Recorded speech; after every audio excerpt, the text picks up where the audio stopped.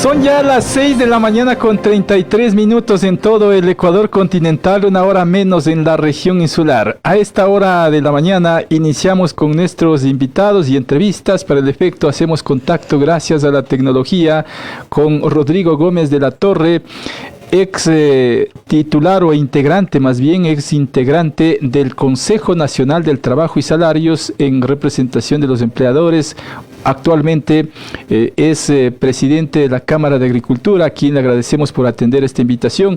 Rodrigo, desde el estudio central de América Estéreo te saludamos, Alexandra Gaón y Jorge Ñacato, y te hemos invitado para analizar lo que ya se analiza en esta parte del año y que siempre se lo deja al final, en definitiva, que es el posible incremento salarial para el salario básico unificado, que actualmente es de $470.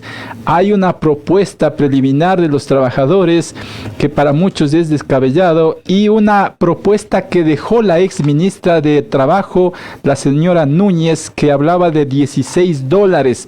Esto en medio de un criterio, si se quiere, cauteloso de los empresarios. Pero tú, con la experiencia que tienes en estas reuniones, ¿cómo miras, cómo analizas este escenario, por un lado con la propuesta de los trabajadores y por otro de la ex ministra Núñez? Te escuchamos. Bienvenido. Buenos días, Rodrigo. Muy buenos días, Jorge. Buenos días, Alexandra. Y buenos días a todos quienes nos escuchan. A ver, y hay una cuarta mención. El sector empresarial usualmente es cauto. ¿Por qué? Porque el sector empresarial, para pagar salarios, tiene que producir, trabajar, cubrir los trámites, trabas y todo el proceso tramitológico del gobierno. Y es el sector que ve y mide no solamente lo que ahora se habla, cuánto se ha vendido de más, cuánto se ha vendido en el crecimiento de ventas, sino cuánto queda de utilidades, ¿ya? Y muchas veces no quedan mayores utilidades, sino lo que se hace es salir adelante sosteniendo el negocio, aunque sea con lo mínimo posible, para no perder la inversión que se ha tenido. Ya, Rodrigo, pero ahí te interrumpo un minutito nada más, porque el concepto que tú estás explicando del sector empresarial se lo viene manejando año tras año, y consecuentemente la gente se pregunta si año tras año también se sube el incremento salarial. ¿Por qué siguen operando? Porque muchos hablan de que si se sube tanta cantidad van a quebrar, por ejemplo. Muchos no es que van a quebrar o van a desaparecer, pero sí vemos, por ejemplo, los microproductores, los emprendedores, que tú ves que son los que menos empleo pleno generan. Y yo te pregunto, cuando yo he estado en emisoras de radio, y a veces le pregunto en la emisora, ¿por qué no amplías la plana laboral y pones gente que maneje redes? O sea, todo lo que serían los deseos de Santa Claus, ya que estamos acercándonos a Navidad. Entonces dices, no, pues lo que yo quiero en la radio es tener una pantalla adicional, tener unas personas que estén manejando las redes individualmente, poder implementar eso. Y les digo, ¿y por qué no lo haces? Porque eso nos cuesta plata, y no necesariamente la gente está publicitando en radio, ¿ya? Entonces sí hay publicidad en radio, pero las radios también dependen de lo que venden en publicidad, de lo que venden en algunos aspectos, al igual que todo negocio. En el caso del sector agrícola, y ahora te hablo a título personal, quienes proveemos leche a la empresa que a su vez provee a los programas sociales del Estado. A mí no me han pagado las quincenas de leche de todo septiembre, todo octubre, y en noviembre ya la situación se volvió muy crítica. Dejé a una empresa y estoy entregando leche a otra empresa que se abrió la ventana porque lo hubiera hecho antes, pero en la zona rural no necesariamente hay todo lo que uno quiere. Entonces, cuando tienes ese tipo de deudas, tú tienes que ver cómo vas subsanando. Pero ahora, comenzando por lo que se presentó ayer. Ayer se hablaron de las cifras económicas, no tengo exactamente lo que presentaron en lo que es Ministerio de Economía y Finanzas, el INEC, y el INEC, por ejemplo, debería presentar las dos cifras. Presenta usualmente solo la del crecimiento de empleo, que es a través de la encuesta de NEMDU, pero el INEC también publica las cifras del IES, Y ayer que estaba revisando el IES, subió unos 3,000 empleos y luego volvió a bajarlos al mes de entre junio, julio y agosto, que es la última cifra publicada del IES. Cuando vamos al tema de crecimiento económico, es una cifra interesante que también hay que publicarla, reconociendo que el crecimiento del año 25, hay crecimiento sí, pero es la mitad de lo que se dice, porque hablamos de 3,8, pero tenemos que recordar que el 24 caímos 2%. Entonces tenemos un efecto rebote de recuperación y el crecimiento per se reduce. Y ahora vamos a la tercera cifra, que esa sí es relevante, que es la inflación proyectada para el año 2026.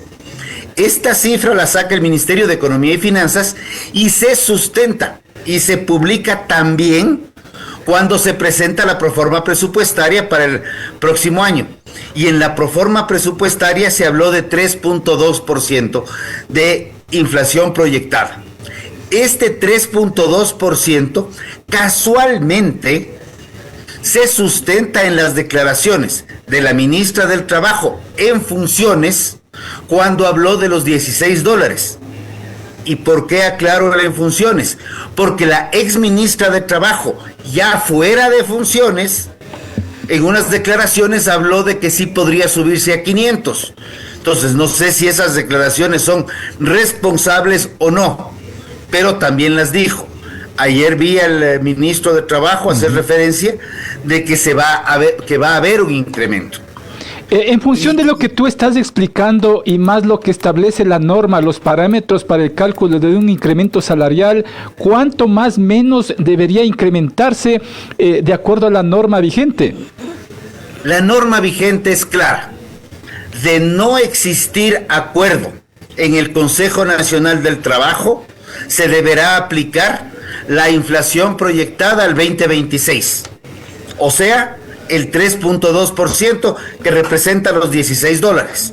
Ahora, si es que hubiese una situación distinta y no hubiere la inflación proyectada ya de manera oficial, que como menciono, se había oficializado vía Presupuesto General del Estado para el próximo año, hay un acuerdo ministerial que genera una fórmula de cálculo donde considera otros parámetros.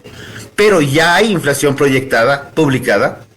Entonces, si no se ponen de acuerdo en el Consejo, ahí está. Y aclarando un detalle, los trabajadores evidentemente siempre van a querer más, pero los trabajadores están hablando por quienes tienen la suerte de tener empleo, no por la gran masa salarial, que si bien, de acuerdo a las cifras de crecimiento de empleo del INEC, se ha reducido, no deja de ser más del 62% de gente que no tiene empleo y que el empleador o el posible empleador mide varias veces qué implica contratar a una persona más previo a avanzar. Rodrigo, ¿cómo está? Un gusto saludarle. A su criterio, ¿en el Ecuador se necesita una reforma laboral o no? Y de ser así, ¿cuáles serían a su criterio los puntos que se deberían tomar en cuenta en dicha reforma?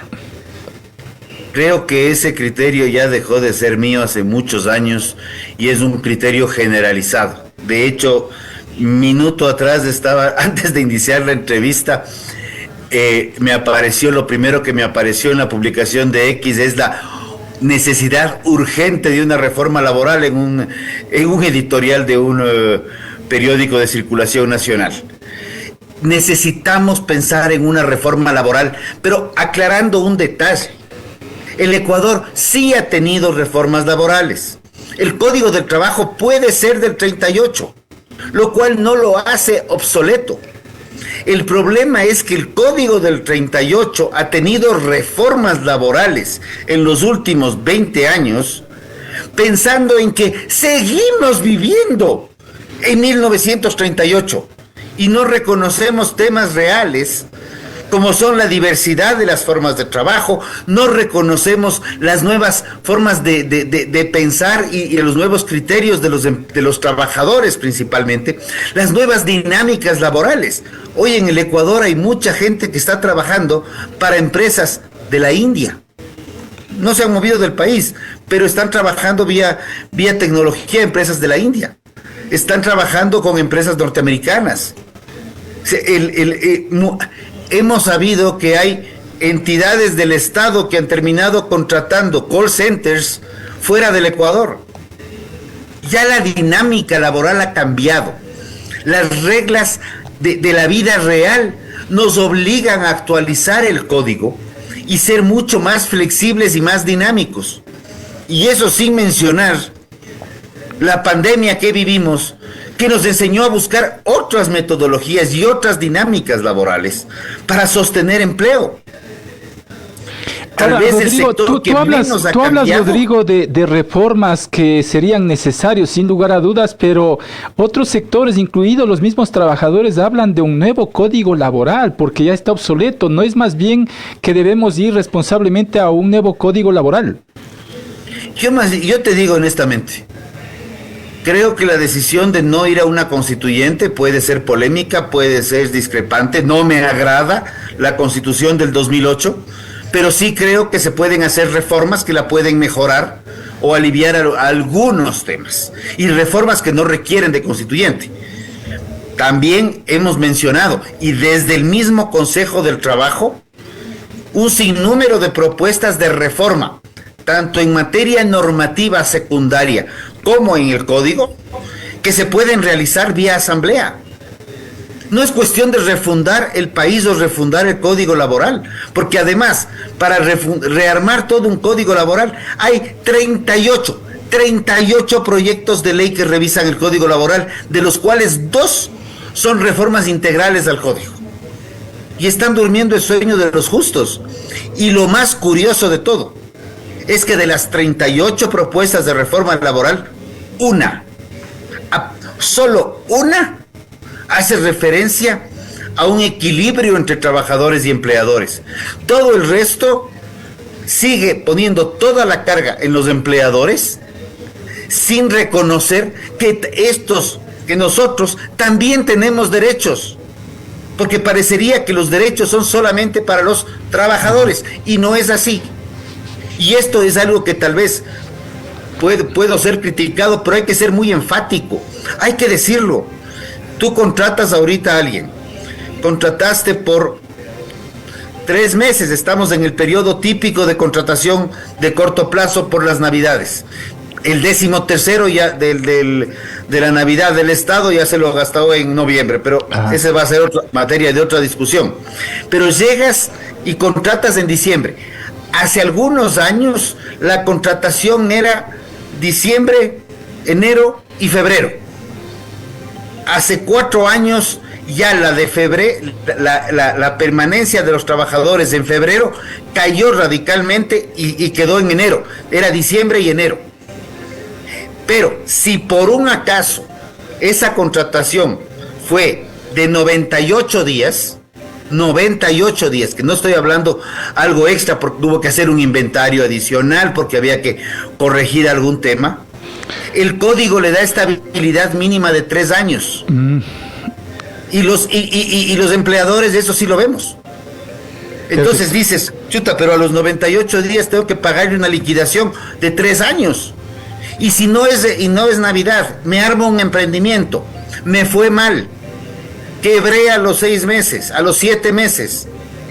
Ya tenemos ahora un acuerdo ministerial, que hay que conocerlo, que permite a los emprendedores corregir estos temas. Caso contrario, tienes que también quebraste, te endeudaste, arriesgaste tu patrimonio y además tienes un problema laboral con una liquidación por despido intempestivo cuando quebraste por 3 años.